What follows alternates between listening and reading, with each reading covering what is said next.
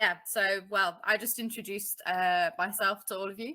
Yeah, so I did my master's about co-ops as well. Oh, and so it's interesting to hear that you did that as well.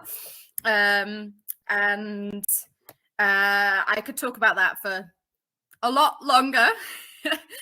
So I was talking to Kath about maybe we would organize another time to talk about it a bit longer, but so I'll just give a bit of a brief history of that. So before I moved into Edinburgh Student Housing Cooperative, so that's it's 106 students running. There's two buildings completely on direct democracy. So we're a really big cooperative running on direct democracy. And I first kind of interacted with Edinburgh Student Housing Cooperative before I lived there. I did a second year project on the cooperative, where I went along to their general meetings and yeah, wrote it from a kind of anthropology. I was doing anthropology at the time perspective. And what I wrote about was how unequal in terms of gender the general meetings appeared to be to me. Oh, everyone's taken their camera off. It's just me. So I was, yeah, I felt that I really saw that there was a kind of gender inequality in terms of who was speaking within the meetings. So when I applied to Edinburgh Student Housing Co-op it was the third time I applied, but the time that I actually got in, I said on my application that I had kind of witnessed that there was this gender imbalance and that they should really let me become a member because I'd helped sort it out. And as with all great plans that you intend to tackle, I moved in and just got swept up in a trillion other more urgent things that needed to be dealt with. So in my 5th year of living in Edinburgh Student Housing Cooperative, when I was doing my master's in public sociology, it was quite a nice little tying up at the end, because I decided to kind of return to that question. And that kind of, yeah, so I did my master's research about informal gender hierarchies within the structurally non-hierarchical Edinburgh Student Housing Cooperative. So it was all about, and I think, I chose to do it about gender, but I think there's a lot of things that you could do it about and find very similar findings, like class or race or any sort of societal inequality that I think exists within wider society ends up being replicated in the spaces that we try and create to often challenge, isms like sexism and racism and classism. I think we often we can't escape society enough to not end up repeating a lot of those things. And so that's what I did. And obviously I found that these gender hierarchies existed, which wasn't much of a surprise. And there were lots of interesting findings from that about really positive things that Edinburgh Student Housing Cooperative did regarding gender. Like people felt it was a very safe space to be able to explore their gender. We have quite a high number of kind of trans or non-binary or otherwise kind of non-conforming gender questioning members. Quite a few who participated in my study who just felt really able to explore their gender within that space, and also their sexuality. But one really interesting finding was that although this was obviously really positive, people, don't get me wrong, people were really grateful to have housing to live in that felt safe, that felt validating. But they were really worried because they felt so safe in their housing that some members had started to put themselves into unsafe situations outside of the co-op because they forgot that things like homophobia and transphobia existed so much in other spaces that people were putting themselves in slightly dangerous situations. And they were really worried about how unprepared they would be for when they have to move out. Because it's a student housing cooperative. I had to move out because I finished my studies, I finished being a student. And this was like a really hard finding, and really difficult to know what to do with, because you see on one hand how cooperatives can be these really great spaces to like, it was a real space for kind of gender exploration, and a space where people can really be themselves. But it's really difficult to do that within a wider system that doesn't allow for those kinds of people, really. And that's obviously quite difficult. So that's what I did when I was at Edinburgh Student Housing Cooperative. I was involved in their Principle 6 working group mostly when I was there, which is the 6th cooperative principle, cooperating with other co-ops. And through that, I was mainly involved in Students for Cooperation and student cooperative homes. So for Students for Cooperation, I know there's just like, they need better names that are more different. I helped in organizing a couple of national gatherings for student cooperators, held in Edinburgh Student Housing Cooperative in our newly renovated basement there. Which is another thing I did while I was at Edinburgh Student Housing Cooperative, was we don't tend to have paid members. Like, members pay the rent to live there and then they contribute to the community. But we did have a large building project going on, where there were a few members who were also paid to work on that, because it was a bigger task than just their kind of day-to-day role. So I project managed this renovation project, turning a car park into a venue space. We used it for a play recently, a fringe play, and that was really interesting, and also I think really led me into wanting to focus on gender for my master's, because being a woman and being a project manager was quite acceptable within the cooperative community, and people were very nobody thought that was weird or anything. But I had lots of negative interactions with contractors who really struggled to take me seriously, and really wanted to kind of speak to a man to double check what I was saying.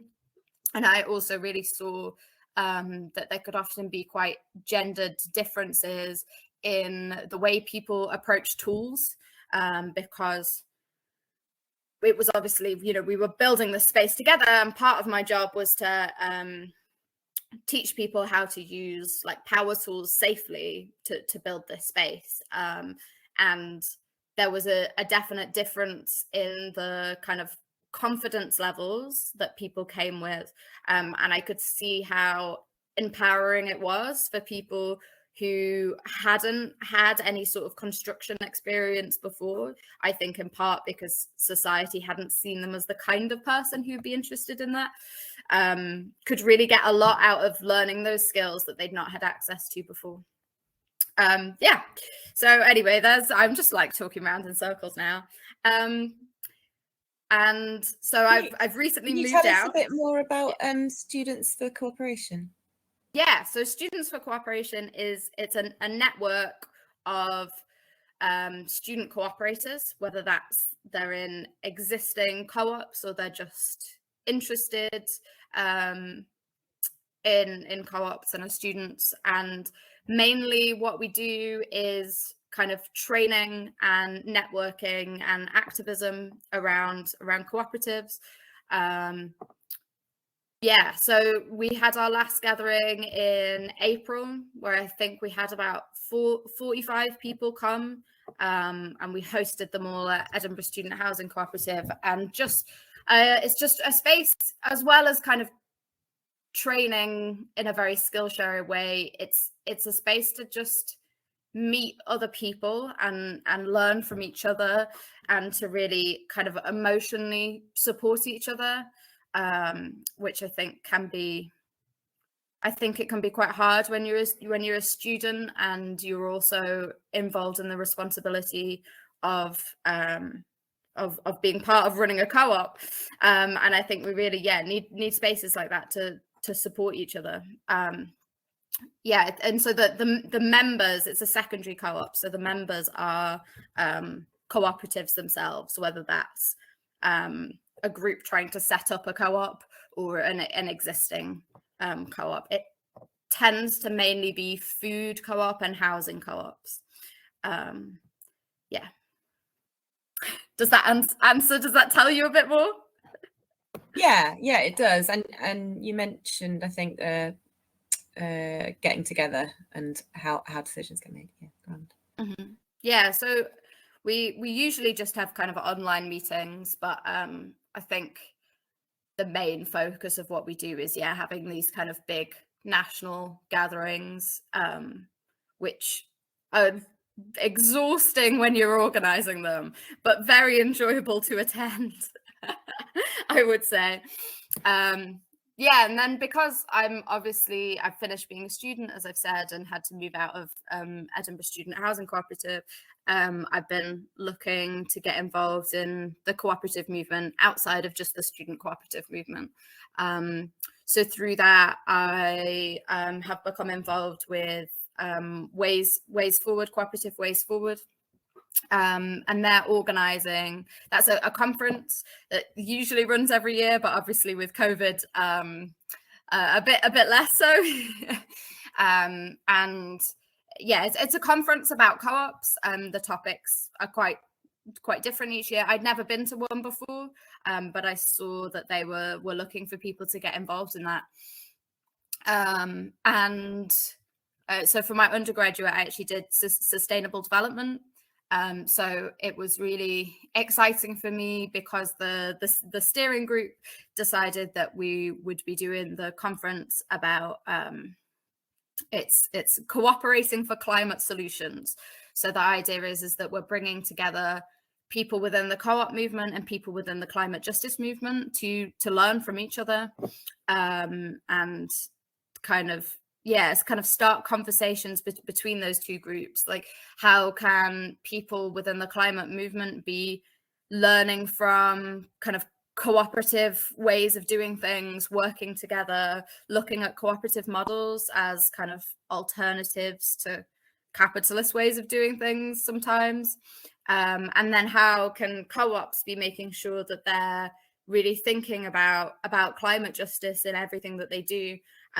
Because I think it's very easy when you're in a co-op to feel, oh well, because we get a say in our decision making, therefore we make good decisions and we don't need to necessarily have an explicit climate plan, or to be explicitly sustainable, because there's a feeling that you are sustainable in everything you do, which I think can be true to some extent, but I think it can be a bit of a cop-out as well, of not really having to really critically look at the way that your co-op does things, and to make sure that you're doing the best you can to, depending on your stance, reduce or avoid catastrophic climate change. Kath's involved in this as well, and she's been contributing some things about having sections also not just about kind of avoiding climate change, but accepting that climate change is happening, and how can we create little kind of lifeboats to survive that. So I think there's a lot of different ideas coming into that, and that's going to be in October on the 20th and 21st, looking at a calendar, yes, which is a Thursday and Friday. And I can put a link to that in the chat if people want to check it out. We're also looking for more volunteers to get involved in organizing on the run up to the conference, so kind of contacting speakers and editing the program and advertising and things like that, but also volunteers on the the weekend, well, it's not a weekend, on the 2 days itself at the conference itself, to, you know, do things like facilitating or handing out lanyards or setting up the cups of tea. So if anybody is interested in helping out at that, then yeah, please get in contact. Right, I think that was 15 minutes. That was all right.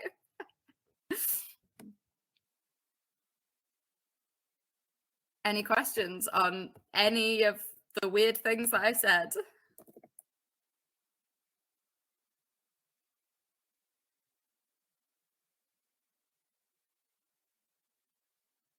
Yeah, okay. I'll start sharing. I'll ask a question. Why not? So in terms of your studies into the gender side of things, what else were you finding? So you were finding all that stuff around gender, which I found really, really interesting. These were people all in a single case in the single case of a housing co-op, right? They were all in the Edinburgh. Did you look at any other, like, did you look at any other cases, or did you find any other aspects, and what did you do with the other stuff that was like that started to emerge from your findings, or were you able to just stay really focused on the gender issue? Yeah, so the way that I did the study was photo voice. So I'd really like to organize, hopefully with the Young Co-operators Network, a chance to do a workshop on this, because I can run like an hour-long workshop. So if you're interested, then, you know, tell everyone you're interested, and that'll help me let me put it on. So I did photo voice. So I got together cats, a small group of people. There were 8 people from Edinburgh Student Housing Co-operative, and they took pictures that represented their experience of gender within Edinburgh Student Housing Co-operative, and then we would meet together and they would share their pictures, and the pictures were kind of like a conversation starter for a kind of discussion group. And there were, yeah, I mean, there were lots of different findings in terms of kind of general meetings and consensus decision making. It was very interesting. I think it was particularly interesting for men in the group to hear the points of view from people who were not men. And for example, one of the men in the group was like, oh, if I have something to say, like I just say it. Like, I assume everyone's interested in what I have to say. And to some of the other people in the group who didn't identify as men, this was quite a wild idea. And they were kind of like, what? Like, don't you have to like think about how other people are going to see that? And like, you know, are you not like nervous about speaking up and things like this? And so I think it's a really useful conversation to have. And yeah, there were lots of different outcomes, and there was a lot of crossover with sexuality and with ethnicity. Crossover with class was never mentioned, but I think it could have been, but it wasn't brought up by any of my participants. But I think it could have been, and I wonder if some of those things were not mentioned as much because they felt, oh well, this is about gender, we're supposed to stick to gender, because I can clearly see how a lot of these topics could link so much more, like they could have been so much more of a discussion about, you know, kind of informal racial hierarchies completely.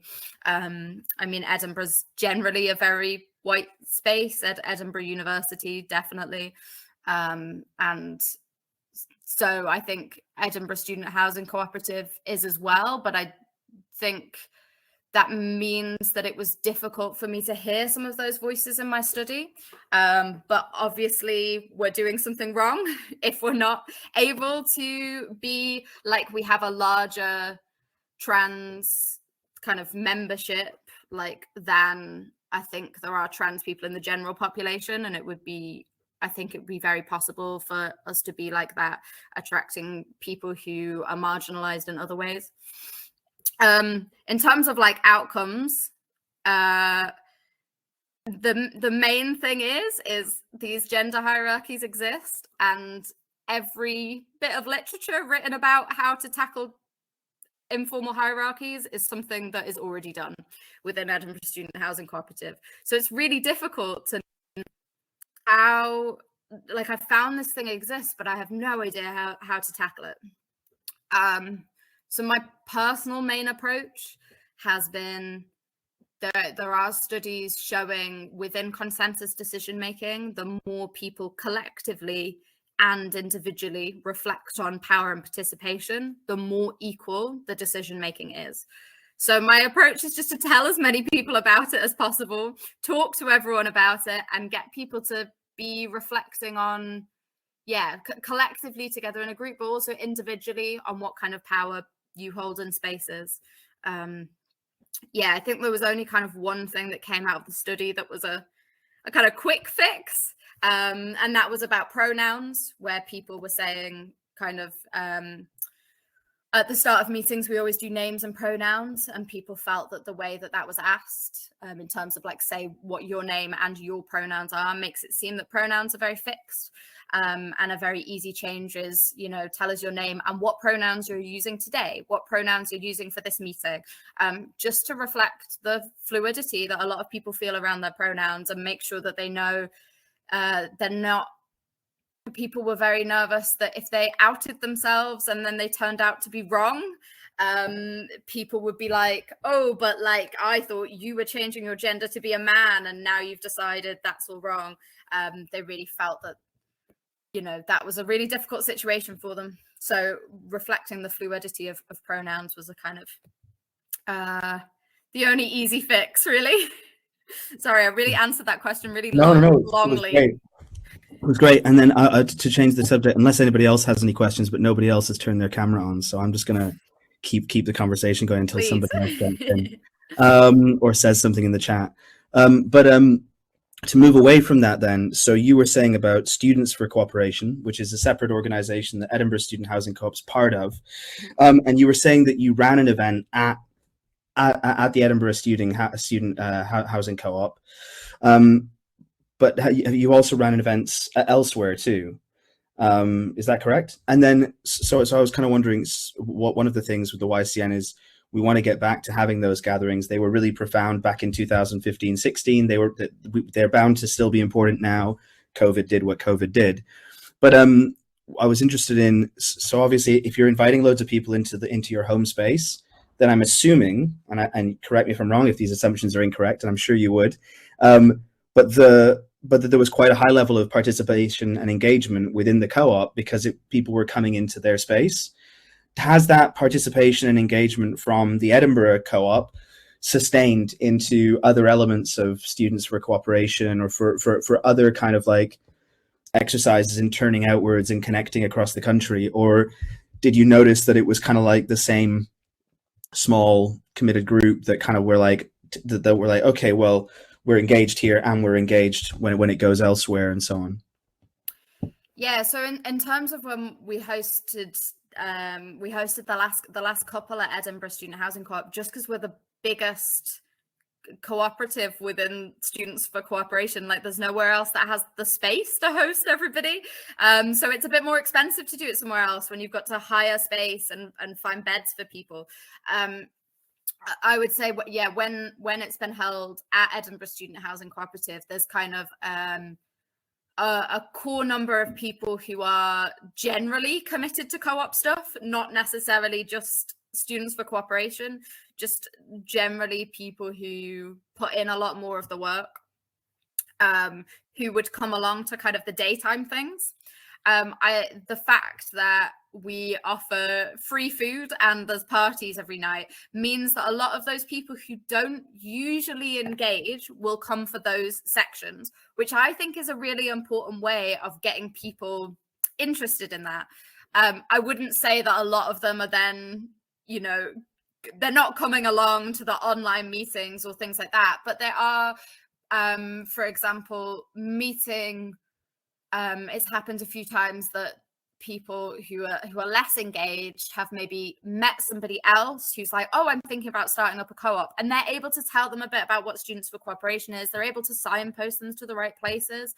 So maybe they're not becoming engaged, but they're learning at least about what this organization is and what it can offer for if they do need that or they know someone else who needs it. And I really think it's the free food and alcohol that gets people down for that. In terms of the daytime events, it's the people who would be involved anyway. But I think having that kind of mix, and I think it's also useful for people from other co-ops to maybe meet people who live in a housing cooperative like Edinburgh, because it's so big. It's very easy to not be engaged with the wider movement. It's incredibly easy just to do your small bit of role and not really engage beyond that. And I think often those people involved in the network, they would only meet people like me, who I'm like, oh, I'm like so keen, and I do all these things. And I think it's also useful for them to talk to people who are less engaged and maybe learn from that, in how to maybe engage some of those people to take back to their own co-op. Cool. Thanks for that great response. I'd love to just keep chatting, but that's not what this is. Bunsy's got his hand up, and hopefully others have questions too. Kath has pointed out in the chat, by the way, everyone else who's in the background, there is a hand up button in the bottom right of the screen. So if you want to use it, use it. So you did kind of half answer the question I was going to ask, actually, about people's engagement. I'm sorry. It's all right. I'm still going to ask it. And more interesting, the last thing you said there about, because you're such a big co-op, there is quite a few people within it that aren't fully engaged or aren't as engaged as others. I was going to say that's very similar as where I am at Suma, where we've got over 300 workers, and although we're all part of the cooperative, you have got such a varying degree of cooperative engagement within it, which produces quite weird results sometimes. But my general question was going to be more like you were saying around engagement, was having experienced a lot of the student cooperation kind of network side of things, and now being more involved in the general cooperation network. Do you see a lot of similarity or a lot of disparity between kind of how people get enrolled in it, how people engage with it, and how people kind of commit to it? I wouldn't say I am involved enough in the wider cooperative movement yet to be able to make any judgments. I feel I'm still like new, trying to figure out what's going on. I can tell you though, I mean, it's not quite answering your question, but it sounds like you'd be interested. So, I'll just start. In Edinburgh Student Housing Cooperative, when I first moved in, there were working groups, and you could just kind of go along if you fancied it, and the work groups would decide what to do. And then there are general meetings every 2 weeks.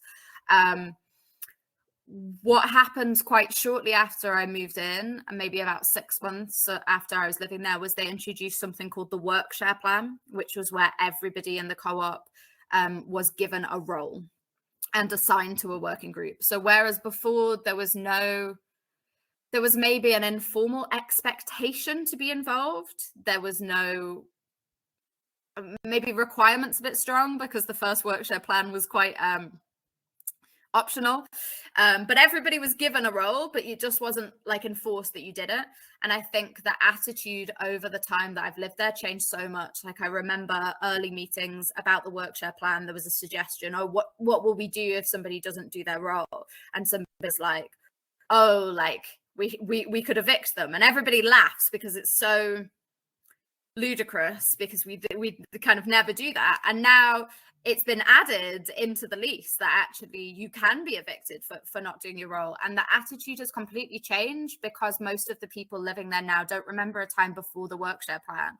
So they're used to everybody having a role, and it's much clearer to see when somebody isn't doing the work, because you can, there's somebody whose role it is to make sure the laundry machines are always working. And you can see if they're not doing that and the laundry machines are always broken. And if you contact somebody to try and fix your shower and nobody comes, it's a lot easier to see. And I think people, the attitude just seems to have changed, because this kind of role allocation, and the roles are really varied. I mean, you can have a role where your role is to organize parties or do social media, or you can have a role where your job is to be the representative with Students for Cooperation, or your role is to fix people's broken things, or talk to the owner of our building, because we rent our building from a housing association. So that it's really, really varied in what you can do. So in theory, there's something for everyone. But I think, yeah, just the attitude has completely changed from when I first moved in terms of it is now a requirement and not just a social expectation that you do your work. And some people can find they're not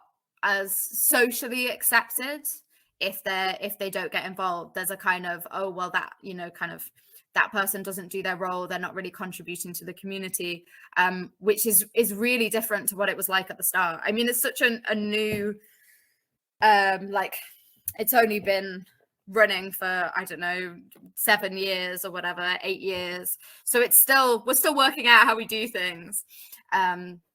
But yeah, that didn't answer your question, but I, you know, did it anyway. Thank you. Great information nonetheless. I'm aware that we've got an interesting mix of people in housing co-ops and also architects co-ops here.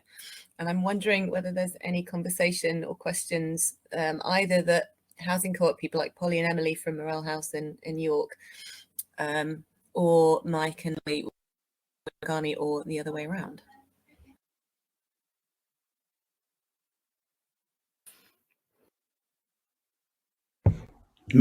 Yeah.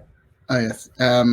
Yeah, no, it's a good point. Actually, I was really intrigued, Molly, earlier when you were talking about your interactions with contractors, especially, and the gendered approaches to different tools as well. Well, I guess I actually first had a different question, and then I guess I can ask about about the construction side of things. But I guess I'm intrigued by the gendered differences in terms of people who felt they were able to speak up in meetings. And I wondered whether you interrogated that further in terms of trying to understand what the roots of that may be, if it's linked to how they may perceive themselves as in the context in a room with other genders, or is it linked to perhaps, yeah, I guess there are many, I guess, hypotheses, but I was just wondering if you interrogated that any further to see why that may be the case. I would say no, in terms of interrogating why that might be the case. The way that I was doing research within public sociology is about amplifying the voices of the people that you're kind of researching, and not and seeing those people as kind of the knowledge holders of their own lives. So unless people offered up kind of, oh, this is why I think this is, then it wasn't something that was interrogated. I mean, I think there are a lot of things that could be like sociologically drawn from it, like the ways that people were brought up and expectations placed on genders by society. But it's not something that I took a stance on within my research. I was more like, this is what people are currently experiencing, and trying to come up with this is what we do about it. And does that make sense? Yeah, that makes sense. And then I guess I think, well, you did outline it a bit earlier, but what sort of things do you think would be in place to remedy that within a cooperative environment? And then also linked to that, I was thinking about the construction, what you're saying about on site, and I've heard of experiences and worked with colleagues in the past who've been, because of being female and being on site, they've even had instances where clients don't really believe that they're an architect, for example, and so it even works. It even happens, yeah, in the professional environment as well. And I'm just interested to think about if you have any thoughts on what ways that could be improved as well, from your experience. In terms Can I just like yeah, go. So it'd be really good to hear, sorry, like specifically how co-ops can collectively support women. Yeah. Yeah, I mean, I think that the main thing that can be done is I mean, within all context regarding informal gender hierarchies, is to think about it, is to be aware of it, is to talk about it. And when you go to a meeting, be thinking about these informal hierarchies that exist, because we can't cut ourselves off from society. We're going to carry these things into meetings, but the best thing that we can do is be aware of it. We can be aware of how much we're talking, how much other people are talking, and try and support people within that. Within construction, I think the more women we encourage to go into construction, that helps. You know, I think that's better. But I think it must be really hard to stay in construction. I really enjoyed doing like construction project management, but dealing with contractors and how difficult it was for people to take me seriously was a big, it put me off from kind of pursuing that further. And I think I see it a lot also in, you know, when there are contractors for different things who have a kind of, you know, they've got a new, like, apprentice, you know, this whole way in our culture that we treat people who are learning like apprentices as people to like take the mick out of and make them feel really small, and oh, let's send them to the shop to buy tartan paint and things like that. I think that's really, really difficult to deal with, and there can be a lot of sexism within that I think it's really hard to go into those positions. So I feel like in terms of co-ops, like hiring women to do your jobs, you know, and for me, I think one of the things that I felt quite strongly about when I was thinking about do I want to continue doing kind of construction project management was that I think in that position of power, of deciding who you get to do things, I would love to be able to say, oh yeah, this looks like a good quote. How many women work at your electricians? Oh, none. Oh, well, I think I'm going to go with someone else then. And I think genuinely, when you're thinking about hiring somebody, making it clear that is something that's important to you. It's not easy to do, but that's going to make a difference. It's going to show that we want diversity within that. And I do think I'm quite sure that'll go beyond gender as well. I'm sure there'll be a lot of other factors in at play within that. But yeah, I think collectively as co-ops, when we do think, oh, we've got this construction project to be done, or we've got, you know, this thing that needs project managing, or looking for people within our communities who've maybe haven't had that opportunity before and that confidence to do it, empowering them to take charge of that. I mean, I didn't know how to use a drill before I took on this job. I wasn't coming into this as a skilled person in any way, shape or form, but I had the enthusiasm. And I think looking for people who wouldn't traditionally get those opportunities and giving those the jobs will make a massive difference. No, those are really good points. No, thanks. But it's not easy. I get that. No, definitely isn't. And yeah, and even for me, from a race perspective, 1% of architects are Black in the UK. So it is quite interesting to think about the different ways that different demographics can affect your experience. Definitely, yeah. Has anyone got any questions about what it's like to live in a housing co-op?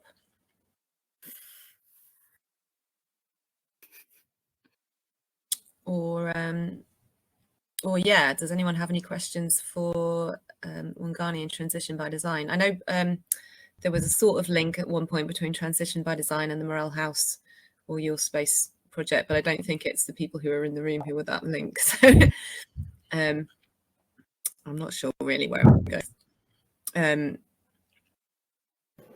I would say me, Polly and Emily and someone else from Morel House Housing Co-op are collectively doing an online construction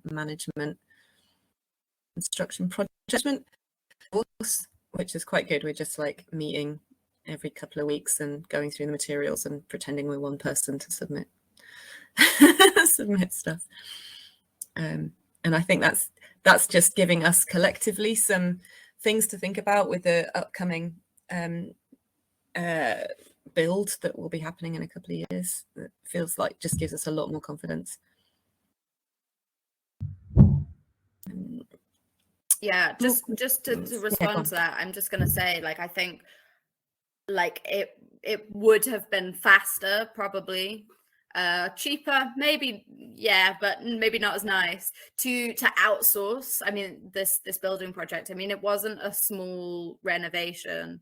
I think probably in total it was maybe 400,000, maybe 500,000 pounds. It you know, and it took years. It was a very big project. But I think that ideologically, the idea of having these spaces of education with those kind of skills within our co-ops, by doing it ourselves, the amount of people, whether they were living there or whether they were just visitors who were handed a tool and taught how to use it, I think that is such a life skill. And I think that's it's a really great thing when cooperatives can do these things themselves, even though, yes, it took longer. It was probably a bit more stressful for me, but the skills that you gain out of that, the empowerment that came out of that. There was one person who, when they joined the co-op, they were helping me put some skirting on, and it probably took them about 10 minutes to put in one screw on the skirting. They were really, really nervous. And recently they've started teaching other people how to do things and putting on workshops. And I mean, there's a few years between that, and I'm sure they've grown through other things, but they came and volunteered a lot, despite the fact they were so nervous and they needed a lot of support. But I think it's been amazing for me to see how much more confident they've got, and the fact that they feel able to show other people how to do things when they were so nervous when they first came. I think it just makes such a difference for people's confidence, and also is definitely great for the housing cooperative community, because people have been redoing their floors and turning them into wooden floors and building themselves furniture that isn't going to fall down for once. So I think like having these skills is so important for life. And so yeah, keeping kind of projects within the cooperative community rather than outsourcing them it might be a bit of a trade-off with kind of efficiency, but I think the education makes it really worth it. I wonder if other factors to bear in mind, though. You guys were all living there and had an income while this was going on, didn't you? Because Yeah. It might be a different story if the project has to happen before anyone can move in and start paying rent. Yes, but I don't think it would have been.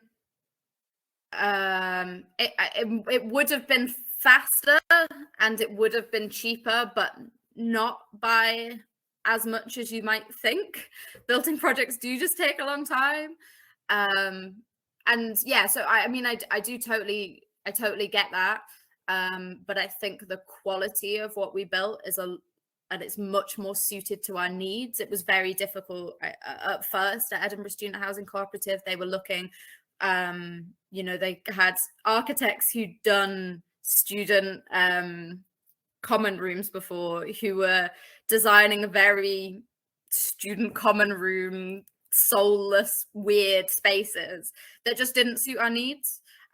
So yeah, I get that not all co-ops are in that space, but also if you want to create something that's maybe a little bit out of the norm, like if you're creating a housing cooperative where you're wanting to have a shared, like more space put to shared spaces, which you're going to use for certain things, it can be quite hard to get other contractors and architects to kind of understand that when they're used to seeing certain kinds of projects.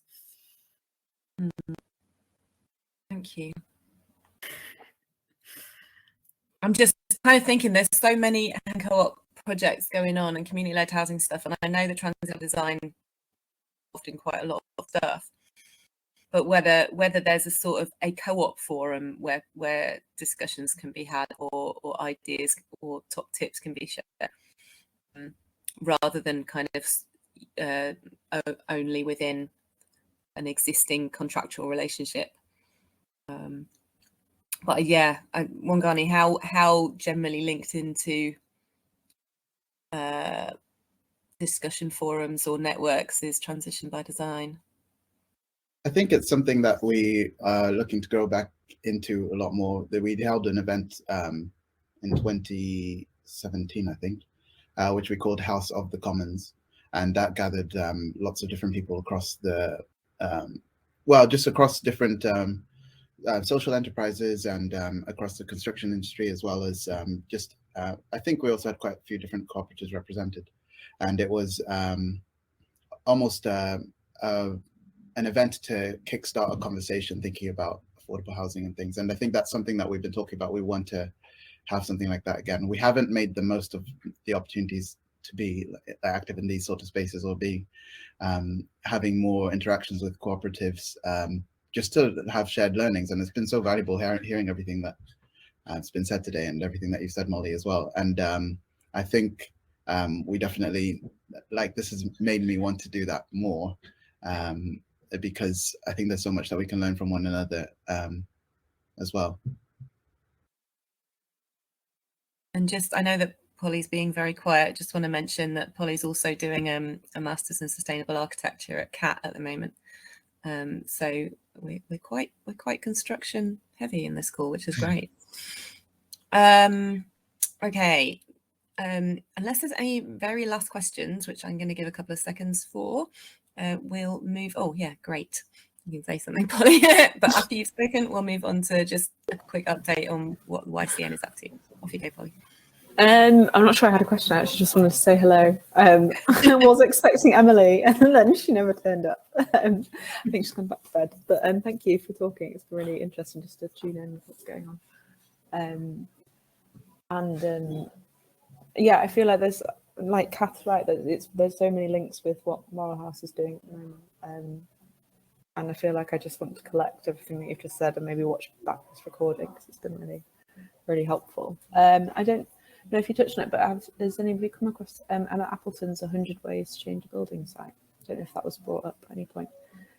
So she's a contractor and a builder, and she has a manifesto that she brings to all the construction sites that she did. And when we're doing building works at CAT, so at the Centre for Alternative Technology where I study, we often use it as our manifesto, and that's it just really resonated with what you were saying, Molly, that kind of like those processes of allowing people to learn when they're on construction sites and putting that kind of first was interesting to kind of like make that link. But I'll pop it in the chat. But yeah, thank you for sharing everything today. And I don't know how many people this is relevant to, but there are quite a lot of worker co-ops engaged in design and architecture one way or another. So yeah, I guess that just means lots of opportunities, but like Bed and Reg in Manchester, and I'm sure there's others that are falling out of my head at the moment. Cool. So I can do a quick update on YCN, but I wonder, Bunsey, if you've got any particular highlights that you want to mention to people, and I'll maybe fill in any gaps. You put me on the spot there. Do I have any highlights? I'm not too sure. Do you want to do it the other way around, where you lead the way and I'll pick up on Okay, cool. That's because neither of us has actually prepared anything. I don't know what you mean. Okay, so we recently relaunched this series of Lunch and Learns. We've got next month Sean Farmelo from Birmingham Bike Foundry, Birmingham Student Housing Co-op founder, also part of Students for Cooperation, and now also doing PhD in, I actually can't remember what it's in, but I will. After that, Bunsey and somebody else from SUMA will be talking about what it's like to be a young cooperator joining a big co-op, I guess, or whatever else you want to talk about with SUMA. And then we're hoping to get somebody from the co-op group who's part of the, I can't remember what Mahalia's role was exactly. Do you want to say? It's going to be changed again soon. It's quite related to the co-op group shops, designing the shops and running the shops, but I think it could be changing to who knows what, but still within the cooperative group. Brand. But yeah, and I guess the key thing for us is, as I mentioned, I am definitely far too old. and I think several other members of the steering group also are too old and would like to attract some of actually younger people to be on the steering group. We do have a Facebook page and a Lumio group where we want to try and encourage people to start making connections, introduce themselves, find out which co-ops are from or why people are particularly interested in the co-op movement or working in a co-op or living in a co-op.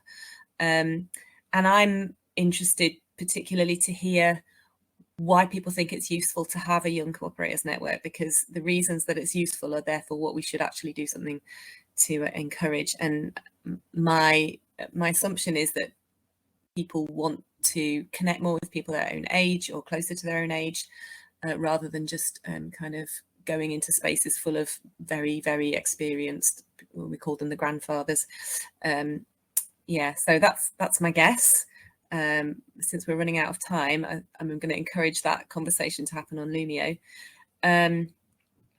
Great, yes, and as Owen says, if you sign up, which Owen and Bunsey have put links to the main joining page and to the Lumio group, you get invited. So that's great. We've got a Twitter, we've got an Instagram. So yeah, have a look for us. And I think it's all Young Co-ops UK, probably all of those. Twitter, Instagram and Facebook. Grand. We meet every couple of weeks, I think, or have we maybe not actually set that recently? We haven't set that recently. Okay. Oh yeah, we're hoping to have gatherings. Oh, go on, Owen, then shove in some stuff that I've forgotten. Oh no, it's just the steering group meets monthly at the moment, and then we're hoping to bring back gatherings and sort out something. And yeah, so we'll keep everybody in the loop, and please do sign up so you're on our mailing list. And if you've got any ideas for people that would be really interesting for a lunchtime session or an evening session, because we're thinking about mixing them up and having some stuff in the evenings too. If you have any ideas about people that'd be really cool to talk to, or have done some explorations around cooperatives, etc., then let us know and we'll try and schedule them in. Absolutely. And if you just want to talk about what it might, oh yes, go for it, Molly, do that. Oh, I see. Sorry, I misread that. Did you already introduce the Ways Forward conference a bit, right? So I talked about the Ways Forward conference. Okay, I was just saying, cool. Let me get that out of the way, and I'll help organise a Young Cooperators Network gathering. You just got to get one co-op event out of the way first, Can't take on all at once. But yeah, if anybody wants to, I put the link to Ways Forward in the chat. If anybody wants to check that out. Yeah, and if anyone wants to talk to any of us about what it would mean to be on the steering group, my number is right at the top, and I think it's also on the Eventbrite page perhaps, or somewhere. Actually, I have no idea where it is. I'm just going to put it here now, but if you want to give me a call, feel free. Oh, it's on the page. Welcome to the Lumio, Molly and Mike. Very, very quick for both of you, so welcome on board. I've accepted your requests. My number is on the welcome page right there next to your faces. Cool. I'm going to stay on for a little bit. It's been really lovely. Thanks very much, Molly. And thanks to everyone else who turned up. Lovely to see your faces. Hope to see you again next month, if not before. And happy to talk about anything with anyone anytime.